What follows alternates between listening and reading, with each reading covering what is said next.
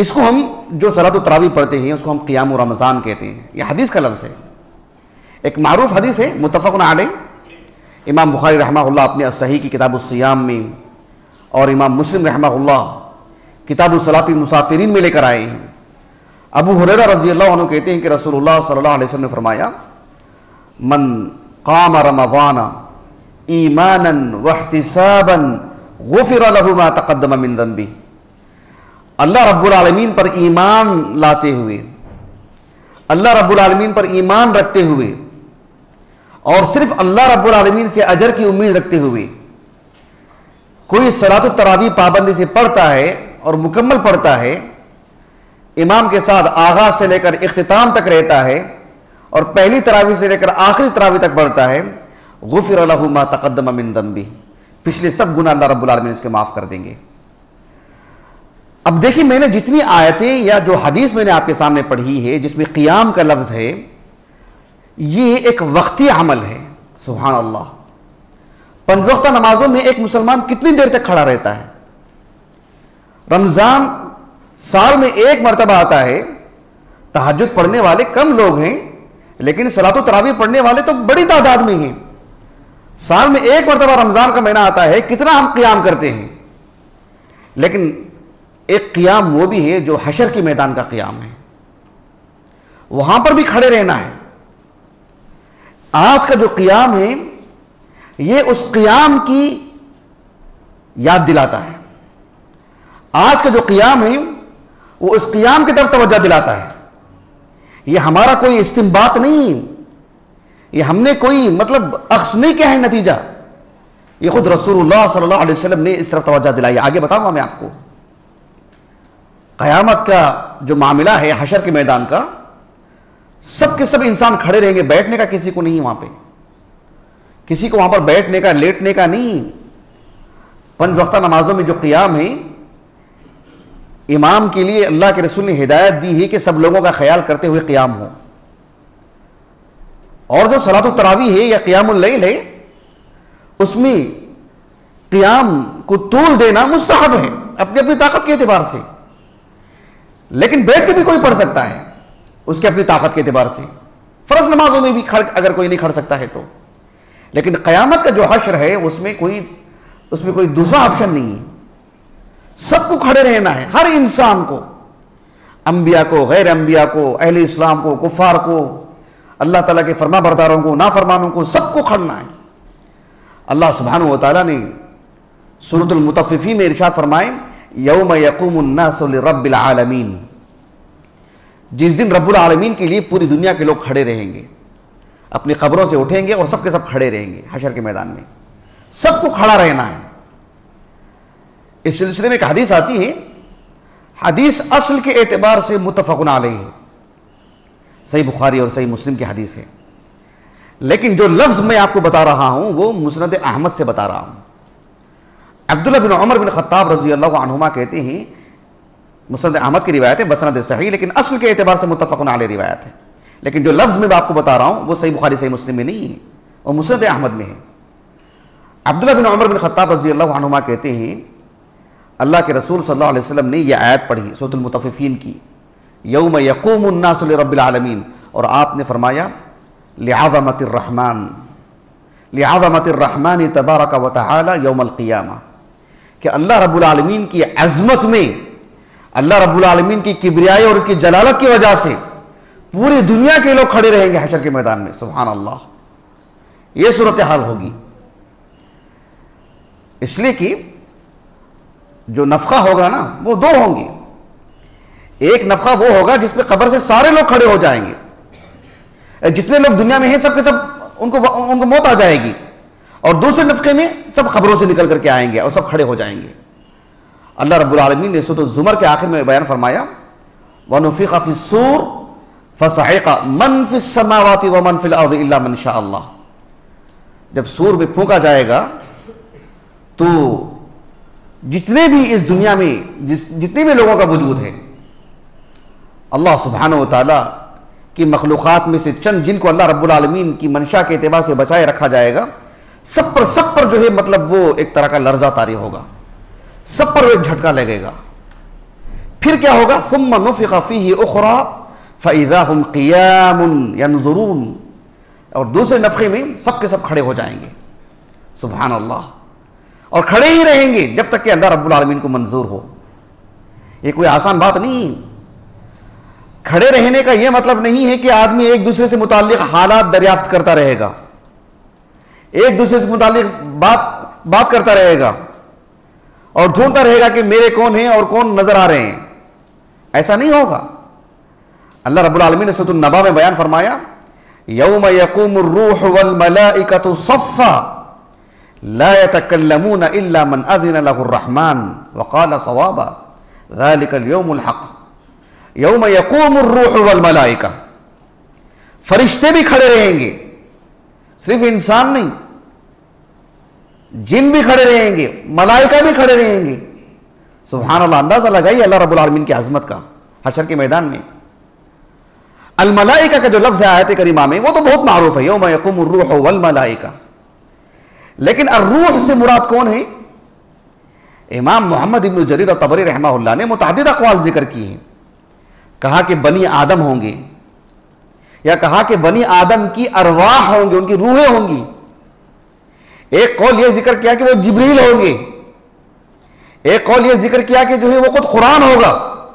قرآن کو بھی اللہ رب العالمین نے روح کہا ہے. وَكَذَلِكَ أَوْحَيْنَا إِلَيْكَ رُوحًا مِّنْ أَمْرِنَا. متعدد اقوال ذکر کی، 6 اقوال. لیکن ابن جریر طبری رحمہ اللہ نے یہ اقوال ذکر کر کے کسی قول کو کسی قول پہ ترجیح نہیں دی ہے. لیکن حافظ ابن کثیر رحمہ اللہ نے یہ سبھی اقوال ذکر کر کے کہا وَالْأَشْبَهُ عِنْدِي وَاللَّهُ أَعْلَمْ أَنَّهُمْ بَنُو آدم. کہا کہ آیات کو اس موضوع کی سبھی آیات کو سامنے رکھ کر سیاق سے بات معلوم ہوتی ہے کہ الروح سے مراد وہاں پر جو ہے بنو آدم ہے. یوم یقوم الروح والملائکہ، الملائکہ کے ساتھ جو الروح کا لفظ ہے وہاں پر الروح سے مراد جبریل نہیں ہے بلکہ سبھی انسان مراد ہیں. سب کھڑے رہیں گے اللہ رب العالمین کے ہاں. اور جانتے ہیں وہ دن کیسا ہوگا؟ کتنا لمبا دن ہوگا وہ؟ حساب کتاب کا جو معاملہ ہوگا. صحیح مسلم کی ایک حدیث ہے کتاب الزکوٰۃ میں، ابو ہریرہ اس کے راوی ہیں رضی اللہ عنہ. حدیث بہت طویل ہے، زکوٰۃ سے متعلق ہے. جو لوگ زکوٰۃ ادا نہیں کرتے ان کو کیسے عذاب دیا جائے گا اس سے متعلق اس میں گفتگو ہوئی ہے. لیکن حشر کے میدان سے متعلق اللہ کے رسول نے کہا صلی اللہ علیہ وسلم فی یوم کان مقدارہ 50,000 سنہ حتی یقضی بین العباد، کہ 50,000 سال کا دن ہوگا. وہ 50,000 سال کا دن، یہ عام باتیں نہیں. لرزہ طاری ہو جانا چاہیے دلوں میں، کپ کپی طاری ہو جانی چاہیے. یہ کتنی بڑی بات ہے. یہ کیسا دن ہوگا وہ، اور کھڑا رہنا ہے بندے کو، اور کوئی معمولی بات نہیں. اب میں نے جو شروع میں آپ سے کہا تھا کہ قرآن مجید میں اللہ رب العالمین نے 5 وقتہ نمازوں کا ذکر فرمائے تو قیام کا ذکر فرمائے. اور قیام 5 وقتہ نمازوں کا ایک رکن ہے، نماز کا ایک رکن ہے. لیکن قیام اللیل جسے ہم کہتے ہیں، جس میں قیام ایک طرح کا نمایاں عمل ہے. یہ کیوں ہی؟ یہ اس قیام کو یاد کرنے کے لیے ہے. ایک حدیث ہے جسے امام ابو داؤد السجستانی رحمہ اللہ اپنی السنن کی کتاب الصلاح میں، اسی طرح سے امام نسائی رحمہ اللہ بھی کتاب قیام اللیل میں، اور امام ابن ماجہ رحمہ اللہ اپنے السنن کی کتاب اقامت السنہ، کتاب اقامت الصلاۃ والسنۃ فیہا میں، حدیث سندن صحیح ہے. شیخ البانی نے صحیح کہا ہے رحمہ اللہ. ایک تابعی ہیں جن کا نام ہے عاصم ابن حمید نام ہے ان کا، عاصم ابن حمید السکونی الحمصی، ملک شام کے کبار تابعین میں سے ہیں. اہل علم جب ان کا تعارف کرواتے ہیں تو کہتے ہیں کہ من اصحاب معاذ بن جبل، کہ معاذ بن جبل رضی اللہ عنہ کے تلامذہ میں سے ہیں وہ. اس کا مطلب یہ ہوتا ہے کہ کبار تابعین میں سے ہیں. معاذ بن جبل رضی اللہ عنہ کی وفات کب ہوئی؟ 18 ہجری کو نا. تو ان سے انہوں نے پڑھا ہے، تو کبار تابعین میں سے عمر بن خطاب کے تلمیذ ہیں. عاصم بن حمید رحمہ اللہ وہ کہتے ہیں کہ وہ ام المومنین عائشہ رضی اللہ عنہا سے جا کر کے پوچھا کہ کیف کان یفتتح رسول اللہ صلی اللہ علیہ وسلم قیام اللیل، کہا کہ نبی کریم صلی اللہ علیہ وسلم بأی شیء یفتتح رسول اللہ صلی اللہ علیہ وسلم قیام اللیل، کہ آپ صلی اللہ علیہ وسلم جب قیام اللیل کے لیے کھڑے ہوتے تو آغاز کس سے کرتے، کیا دعا پڑھتے آپ؟ بأی شیء یفتتح رسول اللہ صلی اللہ علیہ وسلم قیام اللیل۔ اب اس کا جواب دینے سے پہلے ام المؤمنین عائشہ رضی اللہ عنہا نے ان کی ہمت افزائی کی اور کہا سألتنی عن شیء ما سألنی عنہ احد قبلک، تم نے مجھ سے ایسا سوال کر دیا کہ تم سے پہلے مجھ سے کسی نے ایسا پوچھا ہی نہیں۔ اچھا، اب اللہ کے رسول کیا کرتے تھے؟ کہ کان اذا قام، جب رسول اللہ صلی اللہ علیہ وسلم قیام اللیل کے لیے کھڑے ہوتے تو کیا کرتے آپ؟ کہا کہ کبر 10 مرتبہ الحمدللہ کہتے، وحمد اللہ 10 مرتبہ الحمدللہ کہتے، وسبح اور 10 مرتبہ سبحان اللہ کہتے، وحلل اور 10 مرتبہ لا الہ الا اللہ پڑھتے، اور واستغفر اور 10 مرتبہ استغفر اللہ کہتے۔ پھر کیا پڑھتے؟ اللہم اغفر لی وارزقنی واہدنی وعافنی، یہ دعا پڑھتے۔ اچھا، اس کے بعد کیا پڑھتے؟ کہا کہ نبی کریم صلی اللہ علیہ وسلم آخر میں فرماتے اعوذ باللہ من ضیق المقام یوم القیامہ، اے اللہ قیامت کے دن جو کھڑے ہونا ہے اس کھڑے ہونے کی تنگی سے میں تجھ سے پناہ مانگتا ہوں۔ کب پڑھتے تھے یہ دعا؟ جب قیام اللیل کے لیے کھڑے ہوتے۔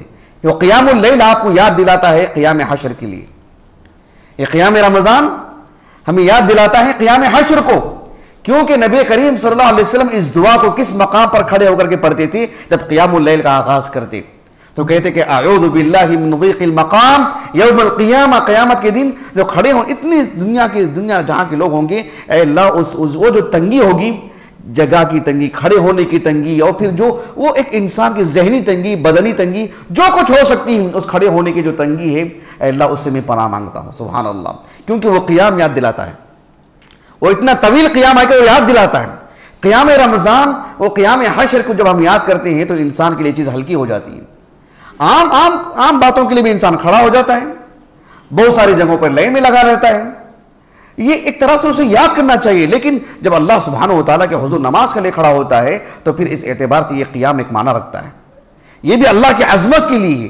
وہ انسان اپنے عام کام کاج کے لیے کھڑا رہتا ہے، یہ اللہ کی عظمت کے لیے کھڑا ہوتا ہے، اور کل تو لازمی طور پر کھڑا ہونا پڑے گا، اور اللہ رب العالمین کے لیے اس کے لیے آسانی مانگنی پڑے گی۔ کہا کہ اعوذ باللہ من ضیق المقام یوم القیامہ، کوئی عام بات نہیں، لیکن اس وقت جو کھڑے رہیں گے، قیام ہوگا حشر کے میدان کا، کفار بھی ہوں گے، اہل اسلام بھی ہوں گے، جن کو اللہ رب العالمین نے ایمان کی دولت سے نوازے ہیں، جن کو اللہ سبحانہ وتعالیٰ نے 5 وقتہ نمازوں میں سجود اور رکوع کے ساتھ قیام کی توفیق بخشے ہیں، جن کو اللہ سبحانہ وتعالیٰ راتوں کی نمازوں کا موقع عطا فرمائے ہیں، جو اللہ رب العالمین کی خاطر رمضان میں اور غیر رمضان میں قیام اللیل کرتے رہے ہیں، ان کے لیے قیامت کا جو قیام ہوگا بہت ہلکا ہوگا، بہت ہلکا ہوگا۔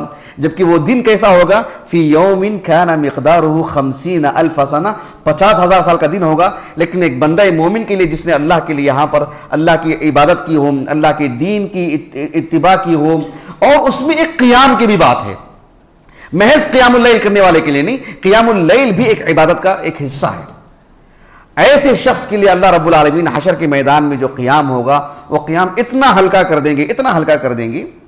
ایک حدیث ہے صحیح ابن حبان کی، مسند ابی یعلا کی، شیخ البانی رحمہ اللہ نے سلسلہ الاحادیث صحیحہ میں طویل گفتگو فرمائی ہے، اور حدیث کو جو ہے آپ نے صحیح کہا ہے معدود چند الفاظ کے علاوہ۔